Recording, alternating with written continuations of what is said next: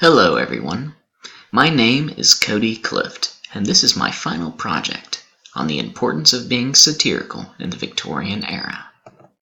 So satire was very important to the people of the Victorian era. Not only was it a very popular format for literature, but it had some other uses to it.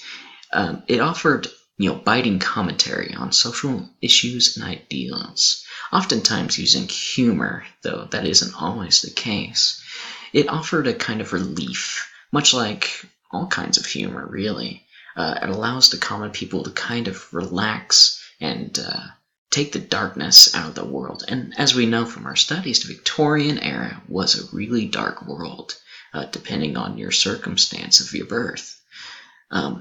One of the people that really tackled this was Charles Dickens with his story Hard Times, which offered not only a counterargument to utilitarianism, as well as other forms of selfish thinking, but it also acted as a hard-hitting story full of character arcs and tragedy that spoke to the common people. They could find it relatable. However, my project really focused on two authors, Jane Austen and Oscar Wilde. Jane Austen, especially in her early days, when she was focusing more on, just experimenting with writing in general, but even then, she spent most of her time being comedic with her satire, as well as Oscar Wilde, whose reputation precedes him, I'm sure. So, to start with Oscar Wilde, he was born on October 16th, 1854. He was the son of a very distinguished surgeon, which gave him many benefits in his life and allowed him to go to a very important college and meet some pretty big people, which kind of bled off into him in his style. He died on November 30th in 1900, just 3 years after being released from jail. As you know, he lived a very kind of fell into controversy towards the end of his life. He was very open about his relationships with other men, which was very taboo at the time, but he lived his life just as chaotically as his very own writing. His most famous story being, of course, The Importance of Being Earnest, which is absolutely incredible. But his main weapons for his satire was, of course, his clever wit and humor. His dialogue is absolutely unrivaled in many cases for satirical works. But as many already know, he was also a front-running advocate for aestheticism. He didn't really care much for the underlying message under the story, so much as whether or not the story was good itself. He was all about being flamboyant and out of the world. He was a Victorian era rock star in a lot of cases, and he lived like one. Now that we know what kind of person is, you can kind of see where it goes into his art. So to start off, we're going to be looking at one of his poems, The Harlot's House. It is a satirical poem on love, romance, as well as carnal desire. And as opposed to his usual format, horror is his main weapon in this satire piece. It is all about a young couple walking down the street when they look inside to the harlot's house, a brothel filled with the dead, ghosts, and mannequin-like figures dancing throughout the night, living out the joys of the flesh in a disgusting and revolting way. But despite that, his love, the main speaker's love, decides to walk in, knowing that it'll be the doom of her. But, of course, the lust is just too strong. And which comes into this line. Then, turning to my love, I said, the dead are dancing with the dead. The dust is whirling with the dust. But she heard the violin and left my side and entered in. Love passed into the house of lust. Such a really good piece, really. But it also offers that social commentary on a lot of what romance and what lust can do to pervert that at the time. But another piece that he likes to satire is pretentious critics. Not to poke fun at Siskel and Ebert over there, but he really liked knocking people off their pedestals. And here, the critic as an artist, he's taking potshots at critics, and it is absolutely entertaining. It's just a pure exemplar of Wilde's ability to make the small and simple subject seem so large while simultaneously crushing it under irrelevancy. It is a story about these two critics who are arguing about art, and specifically the art of criticizing art. But it's all about these long-winded verbose verbiage and numerous smart-sounding references that just go on forever, just so the critics could hear himself speak. You quickly realize that maybe everything is just not as important as it really is. They just want to hear themselves sound smart, and that's the real genius of the story. Which brings me to my favorite quote. On the mouldering citadel of Troy lies the lizard-like thing of green bronze. The owl has built her nest in the palace of Priam. I can tell you, after reading that phrase several times, I don't know where it came from. It doesn't really have much context into the story, which is kind of the brilliance of it. In a weird way, Wilde has satirically taught the reader to criticize the critics and the criticism of criticizing while showing off his excellence for elocution. This is him really showing off here, and I absolutely love it. Now, to his magnum opus, The Importance of Being Earnest. It is the story of two men, John, or as he's known in the country, Jack, and Algernon, as they assume aliases in order to woo the women they love. The target of Wilde's satire in this case is the pettiness inherited of the high class of London.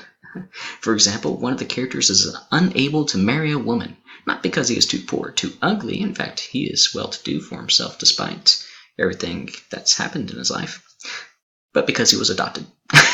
Not really much of another reason. It is a great example of Oscar Wilde's favorite themes, which is the use of secret sin, or indiscretion that leads to consequences. The double life, which you may remember from the portrait of Dorian Gray.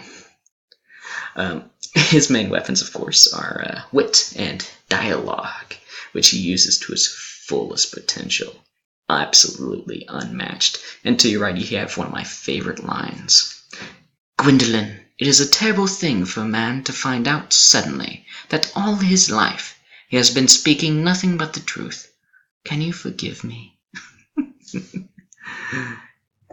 Now on to my second favorite author of the Victorian era, which is Jane Austen, who uses satire like a knife, and it is quite good, even at her early age. The first, just a little bit about her. She was born on December 16th, 1775, and she died in 1817 on July 18th. Her early childhood was spent with her higher-class family, who encouraged her to pursue numerous arts. She was especially close to her father, which, after his death, as well as an experience with a deadly sickness, kind of changed her life forever. And I honestly, it's my personal opinion, that's what kind of led her to write a little bit darker after her childhood. But we know that she came to love satire from an early age thanks to the works of Samuel Richardson, who was, among others, one of her absolute favorite authors. She started writing for her family before seeing great success with works such as Pride and Prejudice and Sense and Sensibility. And she, of course, published most of her works anonymously. But the reason why I'm focusing primarily on young Jane Austen with her works The History of England and Love and Friendship is because here we see satire being used not really as a political tool or even a social commentary. This was more just a family communion kind of deal. On Love and Friendship, she only wrote it when she was 14, with the sole purpose to entertain her family. They would all sit around and listen to her read it and laugh their heads off. She satired sensationalism as well as moral orthodoxy, and to satirize them she does well. Her main weapon, of course, being melodrama and over-exaggeration, which is, of course, are fundamental themes of sensationalism. Uh, She really does use the genre to advantage, having the story rely on coincidence and dumb luck. It is a story about these girls who write write letters to each other, and through these letters we learn that they have a habit of fainting at the slightest sign of anything going wrong or right in some cases. Just no matter what, they'll just faint, overflowing with emotion, and she pokes fun at this at every chance she can get.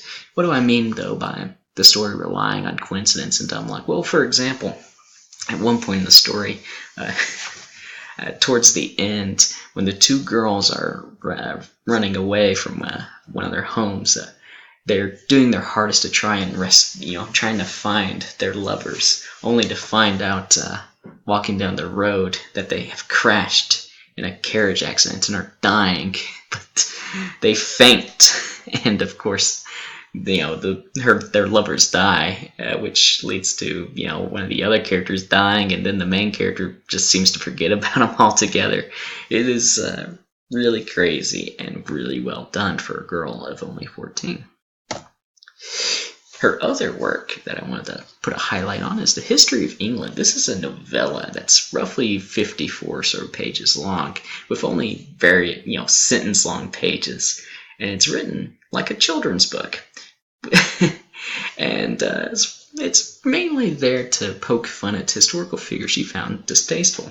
Not only do we see yet again Jane Austen kind of doing this for family communicating and making her family laugh, but she's also poking fun at historical figures she finds distasteful, and we can see that even the past can be satired, not just the present and the future. She really liked making fun of the monarchy. Here we have just an example of one of the pages. Lady Jane Grey, who, though inferior to her lovely cousin the Queen of Scots, was yet an amiable young woman, and famous for reading Greek while other people were hunting. Whether she really understood that language, or whether such a study proceeded only from an excess of vanity for which I believe she was always rather remarkable, is uncertain. There you gotta get an idea. In conclusion, the Victorian-era satire came in multiple forms over the years, but it was more than just a professional form of literature that could only be accessed by the elite. It was communal, spread between families, poking fun at current events, as well as past events to lighten the load that came with the harsh existence of the time. Oscar Wilde used satire to poke fun at higher class and the general attitudes of art, while Jane Austen used satire as a form of family communion, long before making her rounds on marriage and relationships, which were her favorite subjects later in life. Satire came in all shapes, from poetry to novels, from horror to humor. No subject was safe from the biting hands of the satirists, whose words are legendary and relevant even today. And here's my works cited. Thank you, everyone.